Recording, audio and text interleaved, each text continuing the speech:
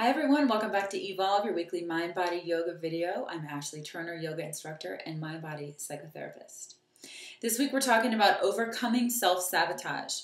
In the last 24 hours, I've had two different encounters with clients and very specific, challenging experiences of self-sabotage. Firstly, I'm leading a 6-week yoga for weight loss program with Prevention Magazine. And all of the women in the program have been experiencing amazing results. And someone just today posted on the blog that they noticed that this is week 5 and they've been doing so well, had incredible success, and just this week they started to notice slipping back into old patterns, giving themselves excuses to make a cheat day or eat a cookie or this or that. And they started recognizing this pattern of self-sabotage coming up. So what to do with it? Secondly, I'm working with a private client who is going through a divorce, has only been married a short time, and her husband had an affair, and the infidelity, as she recognizes it, was an acting out of self-sabotage and his inability to be happy and content and satisfied in the relationship that they have. So this is a really big topic for many of us. And the bottom line is, if your actions are not following through in accordance with your word and with your deepest truth, then in some way you're self-sabotaging yourself. If you're procrastinating, if you're putting it off, if you're making excuses, that's a form of self-sabotage. Not taking any action, or taking action that you know is going to be harmful and detrimental. The 4 steps that I'm going to give you today are the basic foundation to set yourself up for success.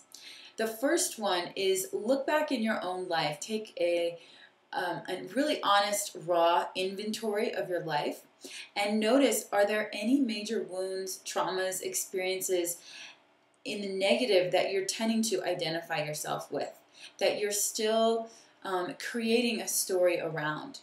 In other words, if you once had an affair in a relationship and now your story about yourself in a relationship is that it's really hard to be loyal to someone, to be faithful to someone, that's a story that you're already stopping yourself before you even take action.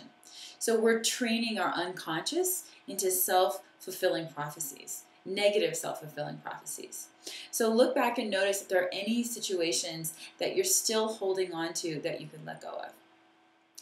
The second one is notice in your family, particularly your family of origin, those people that are closest to you, maybe your partner. Is there anyone that you're consciously or unconsciously trying to protect? Many times our failures or our lack of follow-through is not so much a fear of failing, it's actually a fear of success. And so we need to look at our invisible glass ceiling and what it is and why we're holding ourselves back. Many times it's to protect someone that we think will be offended or will be hurt if we're more successful or if we're more happy than they are, if we change. So look in your family, look in your family system, look in the people around you.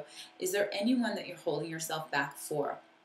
Do a ritual, cut those cords, and be autonomous and loyal first to yourself. Number 3 is to notice the words that you're using. So in your story, in the way that you speak about whatever goal you have, do you tend in your own inner dialogue or out loud with other people to focus on the negative words? I can't, I don't think I can do that, this might, I won't do that, I know I won't show up for that or follow through on that. Switch the words. Challenge yourself to catch yourself every single time you're talking about this particular goal and use the words I can, I choose to, and I will. In other words, when you're making a choice, shift it into the positive. I choose to do this because. I choose to do this because it will make me happy. I choose to do this workout because I'll be more fit. I choose not to have that glass of wine because I know I'm not going to have as much energy or be as clear the next day. So use your words in the positive. And the 4th thing is to trigger your reward centers in the brain. So every time you follow through, even the smallest baby step, look yourself in the eye in the mirror and thank yourself. Reward yourself. Literally mirror back to yourself positive regard. Be grateful and show appreciation for how you've shown up, for how you followed through. Otherwise, it's very it's very tricky and very easy to keep slipping back into the negative patterns. So we really have to work to rebuild new neural pathways into the positive. Positive, hold yourself in positive regard, show your appreciation, and look in the mirror, validate your affirmation, validate all of the good and the positive work that you're doing. Thank you so much. I know many of you have stories about self-sabotage. Please leave in the comments below the exact tactic that works for you when you notice self-sabotage creeping in. Thank you so much. Have a wonderful, wonderful day. Namaste.